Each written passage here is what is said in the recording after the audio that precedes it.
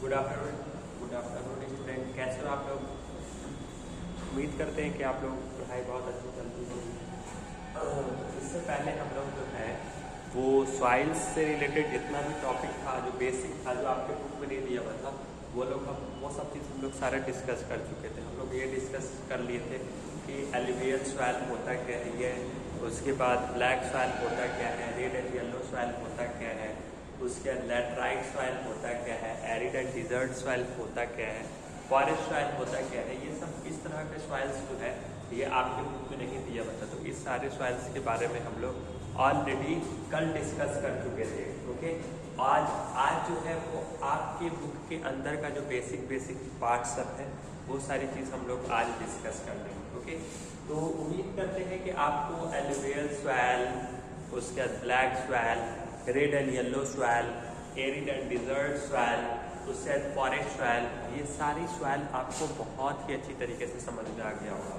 क्यों? क्योंकि इस सॉइल में हमने ये बताया था कि जो एलुवियल सॉइल है वो किस स्टेट में पाए जाते हैं, उससे किस किस तरह के फसल उगाए जाते हैं, और उसमें कौन कौन से मिनरल्स पाए जाते हैं, और उसके एक्स फैक्टर क्या है। एक्स फैक्टर कहने का मतलब उसे हम किस तरह से क्लासीफाई कर सकते हैं, किस तरह से उसको बता सकते हैं, किस तरह से उसको वर्गीकृत कर सकते हैं। एक्स फैक्टर का मतलब कैसे क्लासीफाई कर सकते हैं। ओके, वो चीज़ होता है। तो आज का जो हमारा टॉपिक है वो है सॉइल फॉर्मेशन। सॉइल फॉर्मेशन हुआ कैसे होगा या सॉइल बना कैसे होगा। तो देखिए, हम आपको एक एक लाइन पढ़ के समझा देते हैं। तो देखिए, सॉइल फॉर्मेशन कैसे हुआ होगा। The large rocks are broken down by air. जो हमारा जो बड़ा जो रॉक्स रहा होगा या बाउल्डर्स रहे होंगे वो क्या हो गए होंगे, टूट गए होंगे। इसके वजह से, हवा की वजह से, जो हमारे बड़े जो रॉक्स होंगे, जो बाउल्डर्स होंगे वो टूट गए होंगे। किसकी वजह से? हवा की वजह से, हीट की वजह से, हीट ऑफ द सन, हवा की वजह से, हीट की वजह से और सन की वजह से। स्नो जो फॉल करता है, जो स्नो जो गिरता है, जो बर्फ जो गिरता है, बड़ा जो पत्थर जो गिरता है, बर्फ जो गिरता है एकदम। ओके, एंड मूविंग वाटर, और बारिश बार होने की वजह से। ओके, जो बारिश जो होती है, and moving waters, okay, and moving waters into the small places. अब ये सब जो वाटर जो मूव कर रहा है ये इसको क्या कर दिया होगा, छोटे पीस में बना दिया होगा। देखिए, हम क्या बता रहे हैं कि सॉइल फॉर्मेशन कैसे हुआ होगा कि जो बड़े जो पत्थर रहे होंगे, जो बड़े बाउल्डर्स रहे होंगे, वो बड़े पत्थर और बाउल्डर्स क्या है, कैसे टूट गए होंगे। हवा की वजह से, पानी की वजह से, स्नोफॉल्स जो होता है, जो बड़ी बर्फ जो गिरती है उनके वजह से, और बार बारिश होने की वजह से ये बड़े बाउल्डर्स और बड़े जो पत्थर जो होंगे वो छोटे टुकड़ों में टूट गए होंगे। ओके, और ये प्रोसेस जो होता है सॉइल फॉर्मेशन का, जो प्रोसेस जो होता है, ये जो सॉइल फॉर्मेशन जो बनता है ये एक स्लो प्रोसेस होता है, ये फास्ट प्रोसेस नहीं होता है। इसको बनने में मिलियंस ऑफ ईयर्स टाइम लग जाते हैं। ओके, ये एक स्लो प्रोसेस होता है। इसी देखो, फिर हम लिख रहे हैं this process is repeated many times. Okay, ये प्रोसेस जब कंटिन्यूअस ये प्रोसेस होता रहता है, मेनी टाइम्स ये घटनाएं होती रहती है, ये इवेंट होता रहता है, ये प्रोसेस चलता रहता है। ओके भाई, this process is repeated many times, this process is repeated in many times as a result. Sorry, यहाँ पर दो चीज लिखा गया, एक ही वर्ड्स दो बार लिखा गया। This process is repeated many times and this process when it is repeated, as a result this small piece of rocks are broken down further into the fine particles of soil. Okay, तो ये process जब बार होता रहता है ना, तो उसके वजह से ये छोटा रॉक्स क्या होता है और छोटे फाइन पार्टिकल्स में क्या हो जाता है, टूट जाता है, और उसकी वजह से ये क्या चीज में बदल जाता है, एक सॉइल के रूप में बदल जाता है। तो हमने सीखा कि सॉइल का फॉर्मेशन कैसे होता है।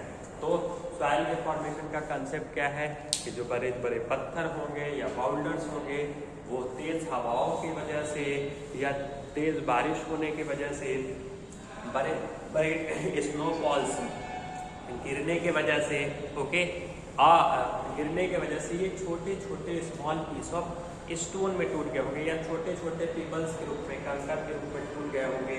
फिर ये प्रोसेस से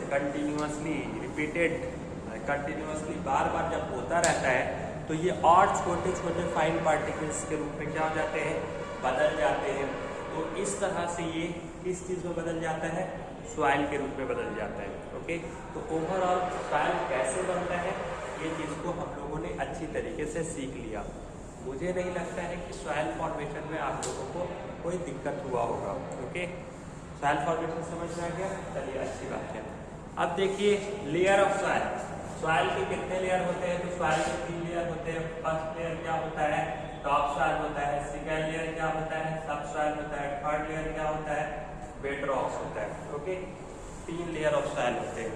ओके, तो फर्स्ट लेयर ऑफ सॉइल में क्या कहा जाता है, तो देखिए it is the upper most layer of the soil. ये सॉइल का सबसे ऊपर वाला सॉइल होता है। जो upper most layer of soil क्या होते हैं, टॉप सॉइल भी होते हैं। इसमें क्या मौजूद रहता है, इसमें सैंड पार्टिकल्स, बालू, क्ले पार्टिकल्स होते हैं, ह्यूमस होते हैं, नमी होते हैं, एयर होता है और वाटर होता है। ओके, जो आपका टॉप सॉइल होता है उसी में आपको सैंड देखने को मिलते हैं, उसी में clay particles, humus, air, water, ये सब आपके टॉप सॉइल के ऊपर ही देखते हैं। यहाँ पर न्यूट्रिएंट ज़्यादा मात्रा में मिलते हैं, मिनरल्स वगैरह देखने को मिल जाते हैं। ओके, सॉइल्स में। ओके, यहाँ पर प्लांट्स का ग्रो अच्छी तरीके से हो पाता है। ओके, ये चीज़ है। वही चीज़ हम लिख रहे हैं कि humus is rich in nutrient. इसमें क्या होते हैं, ह्यूमस अच्छी मात्रा में होते हैं। Okay, humus is rich in nutrient and helps plants to grow, और जिसकी वजह से ये क्या होता है, प्लांट्स अच्छी तरीके से ग्रो करता है। समझ में, क्योंकि इस जगह पे क्या होता है, नमी ज़्यादा मात्रा में देखने को मिलता है। ओके, जिस कारण से प्लांट्स क्या होते हैं, बहुत अच्छी तरीके से ग्रो कर पाते हैं। तो उम्मीद करते हैं कि ये भी चीज़ आपको अच्छी तरीके से समझ में आएगा। तो अगर आपसे टॉप सॉइल के बारे में पूछा जाएगा तो हम क्या कहेंगे कि टॉप सॉइल एक तरह का ऐसा सॉइल होता है जिसको हम upper most layer of soil कहेंगे। और इस तरह के सॉइल होता है जनरली क्या देखने को मिलता है, सैंड देखने को मिलता है, ह्यूमस देखने को मिलता है, एयर देखने को मिलता है और वाटर देखने को मिलता है। और ये जो ह्यूमस इज रिच न्यूट्रिएंट, इसमें जो ह्यूमस होती है वो ज़्यादा अमाउंट्स में होती है। Humus is rich nutrient and helps to plants to grow, और इसकी वजह से क्या होता है, पौधे अच्छी तरीके से ग्रो करता है। सब सॉइल किसको कहते हैं, the soil below the top soil is called सब सॉइल। मतलब वो सॉइल जो टॉप सॉइल के नीचे पाया जाता है उसको हम क्या कहते हैं, सब सॉइल कहते हैं। ओके, अब सब सॉइल में क्या देखने को मिलता है, it consist of small size rocks. इसमें क्या होते हैं कि छोटे छोटे रॉक्स पार्टिकल्स होते हैं, रॉक्स पार्टिकल्स होते हैं। ओके, और इसी जो आपका सब सॉइल होता है इसी में लॉट ऑफ अमाउंट्स में वाटर में मौजूद होते हैं। ओके, जो मेन जो पानी में निकलता है वो इसी सॉइल में आपको देखने को मिलता है। या आप बोल सकते हो it consist of small size of rocks and soil particles. इसमें छोटे छोटे क्या देखने को मिलते हैं, रॉक्स के छोटे छोटे पार्टिकल्स देखने को मिलते हैं। देखिए एक चीज ध्यान रखिएगा, but not contents organic matters and humus. लेकिन इसमें जो ऑर्गेनिक मैटर जो होते हैं या ह्यूमस जो होते हैं ये इस सॉइल में देखने को आपको नहीं मिलते।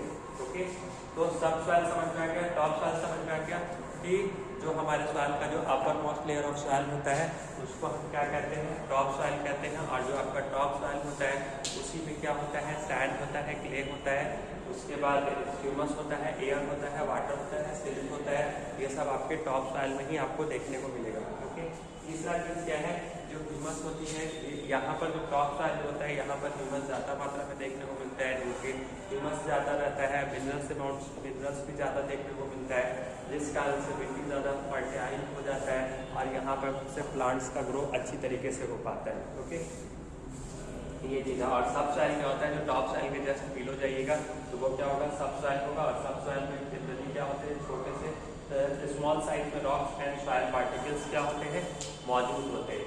ओके, तो ये चीज़ उम्मीद करते हैं कि आप लोगों को अच्छी तरीके से समझ में आ गया होगा। अब देखिए सब सॉइल क्या होता है, it is the inner most layer of the soil.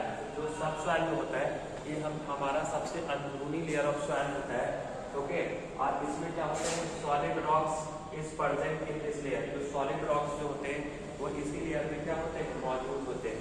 Causes of such soil erosion, soil erosion का क्या कारण है, तो the flowings are the factor of soil erosion. पहला क्या है, विंड है। ओके, हवा है। ओके, तो देखिए हवा की वजह से सॉइल इरोजन कैसे होता है, तो जब तेज हवाएं चलती हैं या हवाओं का झोंका बहुत तेज तरीके से चलता है या आंधी तूफान आता है या काफ़ी ज़्यादा तेज हवाएं चलती हैं, तो मिट्टी की जो फर्टिलिटी जो होती है, जो उपजाऊ होती है, ओके, वो फर्टिलिटी को क्या करता है, हवा बहा के ले जाता है। और उसकी वजह से दूसरा क्या होता है, सॉइल आपका लूज हो जाता है। देखिए, strong winds carry away good amount of loose top soil. जो टॉप सॉइल जो लूज होता है, क्योंकि मिट्टी को फसल को उपजाने के लिए सबसे पहले मिट्टी को तैयार करना पड़ता है, ओके, और मिट्टी को उसको सॉइल को लूज करना पड़ता है, नीचे वाले मिट्टी को ऊपर, ऊपर वाले मिट्टी को नीचे करना पड़ता है। इसलिए हम कल्टीवेशन करते हैं ट्रैक्टर के थ्रू। उसकी वजह से क्या होता है, मिट्टी आपका क्या होता है, लूज होता है। और जब तेज हवाएं चलती हैं तो उसकी वजह से क्या होता है, ये जो आपका जो strong wind carry away good amount of loose soil, जो हमारा जो लूज सॉइल होता है वो उसको क्या करता है, बहा के ले जाता है, ओके। कहाँ पर से, टॉप सॉइल से, फ्रॉम प्लेस टू प्लेस, एक जगह से दूसरी जगह, ओके। प्लेस टू प्लेस क्या करता है, या from one place to another place, ये आप बोल सकते हो, ओके, ये भी चीज़ आप बोल सकते हो। फिर दूसरा क्या है, एक जगह से दूसरी जगह क्या करता है, बहा के ले जाता है। हवा के झोंके से क्या हो जाता है, उड़ा के ले जाता है। आप बोल सकते हो कि हवा के झोंके के थ्रू क्या होता है, ये उड़ा के ले जाता है, ओके। दूसरा वाटर क्या है, due to the excessive rain, अगर दूसरा वाटर की वजह से अगर बारिश ज़्यादा होता है ना, पानी ज़्यादा होता है, तो due to the excessive rain the of water fertility of soil and minerals pass out the soil. तो जब एक्सेस वाटर ज़्यादा होगा, ओके, पानी का तेज बहाव ज़्यादा होता है, तो उसकी वजह से क्या होता है कि मिट्टी के ऊपर जो फर्टिलिटी जो होती है, ओके, और मिट्टी में जो मिनरल्स जो होता है वो पानी क्या करता है, उसको बहा कर ले जाता है और उसको नदी में बाहर मिला देता है। तो इस तरह से हम कह सकते हैं कि वाटर भी क्या है, एक मेन फैक्टर है मिट्टी की टॉप सॉइल की फर्टिलिटी को हटाने में और उसको वॉश आउट करने में, उसकी फर्टिलिटी को हटाने में, उसकी मिनरल्स को हटाने में, ओके। ये क्या करता है, सॉइल भी वहाँ, वाटर भी क्या करता है, एक फैक्टर है इसका। तीसरा क्या है, डिफॉरेस्टेशन क्या होता है, तो हमने कल भी बताया था कि जब पेड़ पौधे को जब हम लार्ज अमाउंट्स में कटिंग डाउन करते हैं या काटते हैं, तो इस प्रोसेस को हम क्या कहते हैं, डिफॉरेस्टेशन कहते हैं। तो डिफॉरेस्टेशन क्या है, the process of cutting down of trees and plants large quantity is known as deforestation. Deforestation क्या होता है, वैसा प्रोसेस जिसमें हम पेड़ पौधे को एक लार्ज अमाउंट में क्या करते हैं, काटते हैं, तो इसी प्रोसेस को क्या कहा जाता है, डिफॉरेस्टेशन कहा जाता है, ओके। तो इसीलिए हम लिख रहे हैं the process of cutting down of trees and plants, वैसा प्रोसेस जिसमें हम पेड़ या पौधे को जब हम बड़े स्केल में, लार्ज अमाउंट्स में, अत्यधिक अमाउंट्स में कटाई करते रहते हैं, तो इस प्रोसेस को क्या कहा जाता है, डिफॉरेस्टेशन कहा जाता है, ओके। तो डिफॉरेस्टेशन हम लोगों को समझ में आ गया, ओके। और डिफॉरेस्टेशन और किसकी वजह से हो सकता है, ओवर ग्रेजिंग की वजह से, ओवर ग्रेजिंग की वजह से भी हो सकता है। जब एक ही टाइप के खेत में जब आप बार बार जानवर को क्या करोगे, भेजते रहोगे और जानवर क्या करेगा, उस तरह के फसल को, पौधे को खा जाएगा, ओके, तो उसकी वजह से मिट्टी क्या हो जाता है कि हमारी फर्टिलिटी क्या हो जाती है, चली जाती है, और उसकी वजह से भी सॉइल इरोजन का कारण बनता है। तीसरा क्या है, सॉइल कंजर्वेशन। सॉइल कंजर्वेशन क्या होता है, protecting the soil from soil erosion, okay. मिट्टी को काटने, मतलब मिट्टी की जो कटाई होती रहती है, उस कटाई को होने से जो हम बचाव का जो उपाय करते हैं, इसी को ही हम क्या कहते हैं, सॉइल कंजर्वेशन कहते हैं, ओके। जो मिट्टी की जो कटाई जो हो रही है, उस कटाई के उपाय के बारे में या उस कटाई के बचाव के बारे में जो हम उपकरण करते हैं या उसके बारे में जो हम प्रक्रिया करते हैं या उसका जो हम प्रोसेस अपनाते हैं, तो इसको हम क्या कहते हैं, सॉइल कंजर्वेशन, मतलब protecting of soil erosion, that is called soil conservation. मतलब मिट्टी की कटाई करने के लिए जो हम बचाव अपनाव करते हैं, बचाव लेते हैं, जो बचाव का जो प्रक्रिया करते हैं, इसी प्रक्रिया को आप क्या कहोगे, सॉइल कंजर्वेशन कहोगे। तो उम्मीद करते हैं ये सारी चीज आपको अच्छी तरीके से समझ में आ गया होगा। अब चलिए ओवरऑल तो हम लोग का टॉपिक खत्म हो गया, अब ओवरऑल रिकॉल कर लेते हैं कि इससे हमने क्या सीखा है। तो देखिए, आज हम लोग पहले देखते हैं कि सॉइल फॉर्मेशन होता क्या है। तो एक बार चलिए रिकॉल करते हैं। सॉइल फॉर्मेशन से हमने ये सीखा है कि जो बड़े बड़े जो बाउल्डर्स होते हैं, जो बड़े बड़े जो पत्थर होते हैं, वो पत्थर किसकी वजह से टूट सकते हैं? तेज़ हवाओं के झोंका की वजह से, तेज़ बारिश की वजह से, या स्नोफॉल गिरने की वजह से। ओके, अब ये स्नोफॉल ज़्यादा गिरेगा, तेज़ हवाएं ज़्यादा चलेगी, तेज़ बारिश ज़्यादा होगी, तो उसकी वजह से ये छोटे छोटे पत्थर या पेबल्स के रूप में क्या होंगे? टूट जाएंगे। और उस टूटने के वजह से क्या होंगे? ये छोटे छोटे पत्थर या स्मॉल रूप में क्या हो जाते हैं? टूट जाते हैं। फिर इसमें क्या होता है कि ये प्रोसेस जब रिपीटेड होता रहता है, जब ये प्रोसेस कंटिन्यूअसली होता रहता है और बार बार होता रहता है, तो ये छोटा छोटा जो पत्थर जो टूटा है, ये और छोटे छोटे फाइन पार्टिकल्स में क्या होता है? टूट जाता है, और उसकी वजह से आपका क्या होता है? ये सॉइल फॉर्मेशन होता है। तो इस तरह से आपका सॉइल फॉर्मेशन होता है। तो सॉइल फॉर्मेशन अब तो समझ में आ गया होगा, क्योंकि अब हम रिकॉल भी कर चुके हैं। उसके बाद अब ये है कि लेयर ऑफ सॉइल कितने तरह के होते हैं? तो सॉइल 3 तरह के होते हैं। तो टॉप सॉइल, सब सॉइल, उसके बाद बेड रॉक। तो जो आपका टॉप सॉइल होता है उसको upper most layer of soil कहते हैं। और upper most layer of soils में ही आपके क्या होते हैं? ह्यूमस देखने को मिलते हैं, वाटर देखने को मिलते हैं, मिनरल्स देखने को मिलते हैं। जो भी प्लांट से जो न्यूट्रिएंट जो होते हैं वो इसी सॉइल्स में ज़्यादा देखने को मिलते हैं। इसमें फर्टिलिटी काफ़ी ज़्यादा अच्छी रहती है, मिट्टी काफ़ी ज़्यादा उपजाऊ होता है, और प्लांट्स का ग्रो क्या होता है? काफ़ी अच्छी तरीके से हो पाता है। तो टॉप सॉइल होता है ये, इसमें ही प्लांट्स का ग्रो अच्छी तरीके से हो पाता है। इसमें आपको sand, air, humus and clay particles भी, क्ले और वाटर सब्सटेंस भी आपको देखने को मिलते हैं। ओके, और प्लांट्स का ग्रो इसमें अच्छी तरीके से होता है। फिर सब सॉइल्स में आपने क्या सीखा कि जो आपका सब सॉइल्स होता है वो सब टॉप सॉइल के नीचे होता है, और इसमें क्या होते हैं? छोटे छोटे साइज में रॉक्स पार्टिकल्स मौजूद होते हैं। तो ये आपका सब सॉइल हो गया। उसी तरह से हमने ये सीखा कि सब सॉइल्स जो होते हैं, ओके सॉरी, ये आपका बेड रॉक्स है। ओके, इसको हम कहेंगे बेड रॉक्स, इसको हम कहेंगे bed rocks. Okay, bed rocks. तो नोट्स जो हम भेजे हैं ना, उसमें सभी आदमी करेक्शन कर लीजिएगा कि जो बेड रॉक्स, जो सब सॉइल है ना, उसको हम बेड रॉक्स कहेंगे। सॉरी, मिस्टेक हो गया लिखने में। तो ये इस तरह आप बेड रॉक्स कर लीजिएगा, क्योंकि सब सॉइल तो हम लोग ऑलरेडी डिस्कस कर ही चुके हैं। तो थर्ड जो होगा वो आपका बेड रॉक्स होगा, वो सब सॉइल नहीं होगा। ओके, तो उसको आप बेड रॉक्स कर लीजिएगा। अब बेड रॉक्स क्या है? जो बेड रॉक्स होता है ये हमारा inner most layer of soil होता है। Okay, layer of soil called solid rocks is present in this layer. और इसी लेयर में क्या होते हैं? सॉलिड रॉक्स क्या होते हैं? आपके प्रेजेंट होते हैं, मौजूद होते हैं। और किस किस फैक्टर से सॉइल इरोजन होता है? तो हवा की वजह से होता है और वाटर की वजह से होता है। तो हवा की वजह से कैसे होता है? तो ये चीज़ हम लोग अच्छी तरीके से अभी तुरंत डिस्कस कर लिए। तो उम्मीद करते हैं कि ये सारा टॉपिक आपको बहुत अच्छी तरीके से समझ में आ गया होगा। तो मिलते हैं कल। Okay, thank you.